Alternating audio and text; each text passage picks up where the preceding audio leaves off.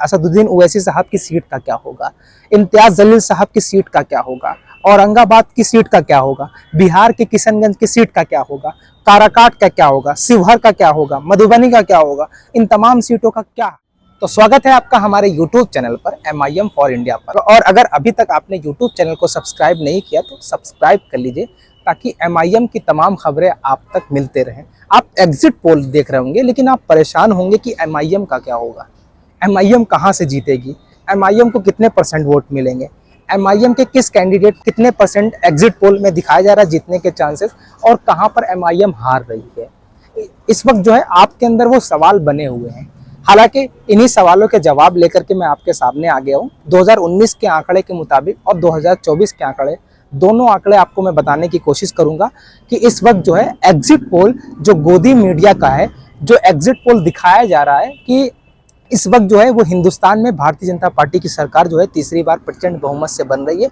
और ऐसा कोई गोदी मीडिया का चैनल बचा ही नहीं है जिसमें उन्होंने भारतीय जनता पार्टी को 300 पार ना दिखाया हो, मतलब बहुमत से कई ज्यादा। लेकिन सवाल इस वक्त बने हुए हैं कि असदुद्दीन ओवैसी साहब की सीट का क्या होगा, इम्तियाज जलील साहब की सीट का क्या होगा, औरंगाबाद की सीट का क्या होगा, बिहार के किशनगंज की सीट का क्या होगा, काराकाट का क्या होगा, शिवहर का क्या होगा, मधुबनी का क्या होगा, इन तमाम सीटों का क्या हल होगा। क्योंकि इस वक्त जो है जब एक हवा चल रही है, एक बताया ये जा रहा है हिंदुस्तान के अंदर जैसे ही 1 जून का 7वें चरण का अंतिम चरण का चुनाव खत्म हुआ, इलेक्शन कमीशन का डाटा भी मेरे ख्याल से नहीं लीक हुआ, बताया भी नहीं इलेक्शन कमीशन ने कि कितने % वोट पड़े हैं हिंदुस्तान के अंदर टोटली। लेकिन जो गोदी मीडिया है वो ये दिखा रहा है कि एग्जिट पोल जो है वो इतनी पार्टियों को, मिसाल के तौर पे भारतीय जनता पार्टी को इतने % वोट मिले हैं, कांग्रेस पार्टी को इतने % वोट मिले हैं और अदर को इतने % वोट मिल सकते हैं।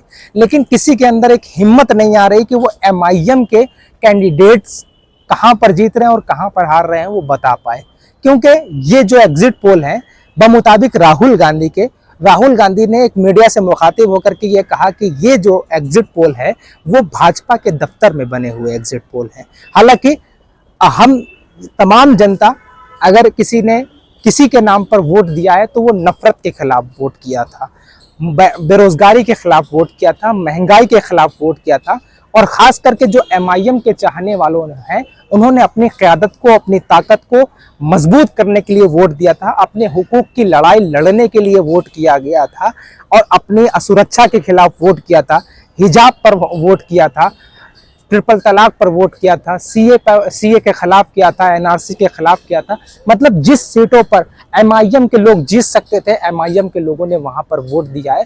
जहां से बैरिस्टर असद साहब ने MIM के कैंडिडेट उतारे थे वहां पर MIM के लोगों ने वोट दिया है। खास करके बिहार का एक जीता जागता सबूत यह है कि बिहार की जनता ने MIM को पिछले 2019 में लगभग 2 लाख वोट दिए थे और महाराष्ट्र में MIM के चाहने वालों ने, MIM की जनता ने इम्तियाज जलील साहब को अर्श से फर्श पर बैठा दिया था, यानी महाराष्ट्र की गद्दी से उठा करके दिल्ली की गद्दी पर बैठा दिया था। असदुद्दीन ओवैसी साहब की मोहब्बत और असदुद्दीन ओवैसी साहब के भाजपा और भाजपा की नीतियों के खिलाफ बोलने का असर यह हुआ था कि इम्तियाज जलील साहब दूसरे ऐसे सांसद बने थे जो MIM के टिकट से चुनाव लड़ा और दिल्ली पहुंच गया। लेकिन अभी सवाल बना हुआ है कि सवाल यह है कि MIM जीत रही है कि नहीं जीत रही है। क्या MIM किशनगंज से जीत रही है, MIM काराकाट से जीत रही है, पाटलिपुत्र से जीत रही है। असदुद्दीन ओवैसी, खास करके असदुद्दीन ओवैसी साहब की सीट पर सबसे ज्यादा नजर है। और एक एग्जिट पोल के दौरान मैं देख रहा था कि जो गोदी मीडिया है वो ये दिखा रहा था कि हैदराबाद की जो आवाम है इस वक्त ने भाजपा को वोट दिया है। हैदराबाद की आवाम ने इस वक्त जो है वो भाजपा को वोट दिया है। यानी असदुद्दीन ओवैसी साहब के खिलाफ जो है जो कैंडिडेट भाजपा ने उतारा था माधवीलता साहिबा को, वो जीत रही हैं। मतलब हैदराबाद भी MIM हार रही है। मतलब अब MIM का जो किला है वो पूरी तरीके से ध्वस्त हो चुका है। NDA बनाम इंडिया की थी, तो इंडिया के खिलाफ किस तरीके से इंडिया का किला ध्वस्त करने की साजिशें, इंडिया का किला किस तरीके से ढहाने की कोशिश एग्जिट पोल में दिखाई जा रही है। लेकिन मैं बात सिर्फ और सिर्फ MIM की करने वाला हूं। अभी मैं MIM की बात करता हूं कि असदुद्दीन ओवैसी, सबसे पहले मैं बात कर रहा हूं डॉक्टर जावेद की, किशनगंज से 2019 का लोकसभा चुनाव जीते थे। पिछली बार भी यहाँ से एमआईएम के कैंडिडेट अख्तरुल ईमान साहब, जो कि बिहार के राष्ट्रीय अध्यक्ष हैं, पिछली बार भी 2019 में भी चुनाव लड़े थे और इस बार बहुत मजबूती के साथ चुनाव लड़े थे। वहाँ की जनता त्रस्त हो गई थी। और मैं आपको बता दूं, वहाँ पर उस जो किशनगंज एरिया है, पिछली बार जो विधानसभा 2019 में चुनाव हुआ था, उसी 2019 के विधानसभा चुनाव में 5 विधायक एमआईएम के जीते थे। मतलब यहां से एक चीज साबित तो हो रहा है कि जो 5 विधानसभा से 5 सीटें एमआईएम ने निकाली थी और लोगों को आश्चर्यचकित कर दिया था। ये दिखा दिया था कि एमआईएम का जनाधार बिहार के अंदर है।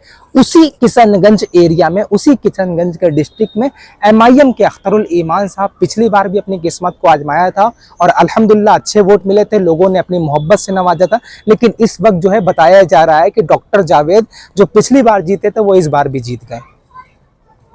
इस बार डॉक्टर जावेद जीत गए। लेकिन डॉक्टर जावेद कैसे जीत गए मैं आपको बताता हूँ, आंकड़े बताने की कोशिश करता हूँ, और इस बार के आंकड़े और उस बार के। बताया जा रहा है कि डॉक्टर जावेद साहब को हिंदू वोट भी मिला है, क्योंकि जो भाजपा को वोट देना नहीं चाहते थे वो उन्होंने कांग्रेस को वोट दिया है। असदुद्दीन ओवैसी का डर था, पता नहीं असदुद्दीन ओवैसी का क्यों डर था, जबकि मोहब्बत की दुकान सिर्फ और सिर्फ अगर हिंदुओं की बात, मुसलमानों की बात, दलितों की बात, शोषितों की और वंचितों की बात अगर कोई करता है तो वो बैरिस्टर असद साहब हैं, जो खुले मन से करते हैं। लेकिन बताया जा रहा है, हालांकि ये जमीनी रिपोर्ट नहीं है, ये एग्जिट पोल के नतीजे हैं, कहा जा रहा है कि डॉक्टर जावेद वहां से भी जीत रहे हैं। आंकड़े बताने की कोशिश करता हूं कि पिछली बार जो है डॉक्टर जावेद साहब जो वो कांग्रेस के थे, उनको 3,67,017 वोट मिले थे और वोट परसेंटेज उनको 33.3% मिला था। फिर जेडीयू के जो कैंडिडेट वहां पर पिछली बार 2019 में थे, उनको जो वोट मिले थे वो 3,32,551 थे। अब यहाँ पर देखिएगा, आप समझिएगा, जो मोहम्मद जावेद को मिले थे वो 3,67,000 मिले थे और जो जेडीयू के कैंडिडेट थे उनको 3,32,000 वोट में थे। लगभग जो 33,000 वोट का जीत का अंतर था जेडीयू बनाम जो INC, Indian national Congress.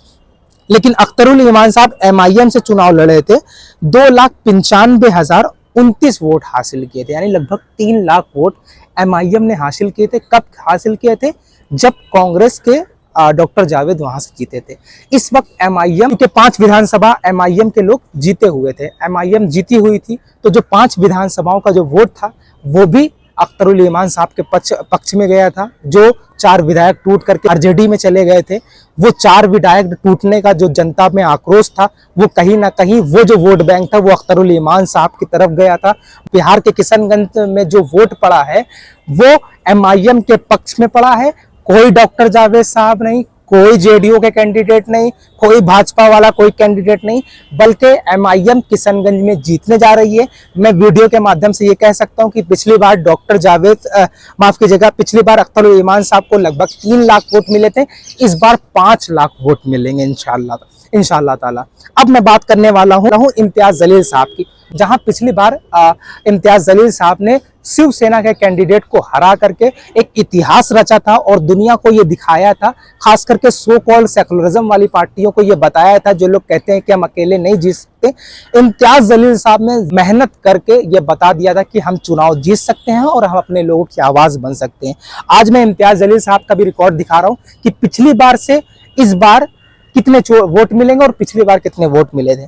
Imtiaz Jaleel साहब को पिछली बार 3,89,042 वोट मिले थे और जो विनिंग परसेंटेज था वो 32.5% था, यानी 32.5% विनिंग पॉइंट था।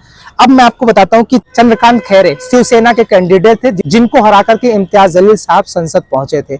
उनको कितने वोट मिले थे? 3,84,550, बल्कि एमआईएम के जो कैंडिडेट है उनको 3,89,042। इम्तियाज जलील साहब ने जमीनी हकीकत बताई कि हम एमआईएम वाले सिर्फ हवा में बात नहीं करते बल्कि जमीन में मेहनत कर करके आपकी आवाज संसद में खड़े होकर उठाना भी जानते हैं। और एग्जिट पोल ये बता रहा है कि औरंगाबाद जो है वो असदुद्दीन ओवैसी हार रहे हैं, लेकिन एग्जैक्ट पोल ये बता रहा है कि इम्तियाज जलील साहब 5 लाख वोटों से जीत रहे हैं। इम्तियाज जलील साहब भी औरंगाबाद की सीट से जीत रहे हैं। अब मैं बात करने वाला हूँ एक खास सीट की, असदुद्दीन ओवैसी साहब, देश का विपक्ष का सबसे बड़ा चेहरा, बेबाक आवाज, निडर आवाज, बेबाक आवाज, निडर आवाज, किसी से ना डरने वाला असदुद्दीन ओवैसी। लोगों के हुकूक की लड़ाई लड़ने वाला, चाहे वो दलित हो, चाहे वो मुसलमान हो, चाहे वो हिंदू हो, चाहे वो ठाकुर हो, चाहे कोई भी हो, अगर वो मजलूम है, अगर उस पर जुल्म किया जा रहा है, तो उस जुल्म के खिलाफ असदुद्दीन ओवैसी बोलने वाले, संसद में खड़े होकर के हुकूमत के खिलाफ बोलने वाले अगर किसी का नाम है वो बैरिस्टर असद साहब। दुनिया और हिंदुस्तान की अगर नज़रें किसी पर टिकी हुई हैं तो वो हैदराबाद है। हैदराबाद वो शहर है जिसको कुतुब शाह ने बनवाया था। हैदराबाद वो शहर है जो हैदर कर्रार के नाम से जाना जाता है। हैदराबाद वो शहर है जो उर्दू और हिंदी अदब का मरकज़ है।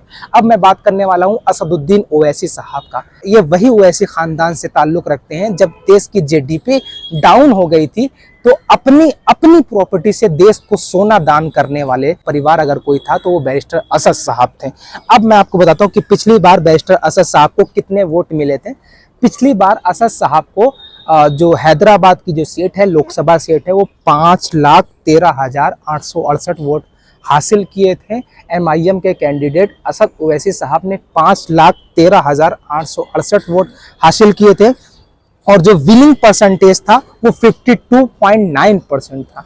आपने देखा कि जो पिछली सीटें जीती थी, जो MIM ने औरंगाबाद में जीती थी वो 32.5% था, लेकिन यहाँ पर विनिंग परसेंटेज जो था वो 52.9%, लगभग 63% जो है, माफ कीजिएगा, लगभग 53% जो है विनिंग परसेंटेज था। अच्छा, वोट कितने मिले थे? भारतीय जनता पार्टी ने इस बार माधवी लता को उतारा है। पिछली बार जो है डॉक्टर भगवंत राव को उतारा था असदुद्दीन ओवैसी साहब के खिलाफ। असदुद्दीन ओवैसी को 5,13,868 वोट मिले थे और भगवंत राय को 3,11,414 वोट हासिल हुए थे। वहीं कांग्रेस के 49,310 वोट ही हासिल हुए थे। जो एग्जिट पोल ये बता रहा है कि सिर्फ और सिर्फ जो है वो अगर जीत सकते हैं तो वो हैदराबाद से जीत सकते हैं। पिछली बार 5 लाख वोटों से जीते थे, 5 लाख प्लस वोट हासिल किए थे। अब इतना कहूंगा कि 5 लाख वोटों से जीत का अंतर होगा, जीत और हार का अंतर होगा। मसलन किसी को अगर जो है वो 2 लाख वोट मिलेंगे तो असदुद्दीन ओवैसी साहब को 7 लाख वोट मिलेंगे।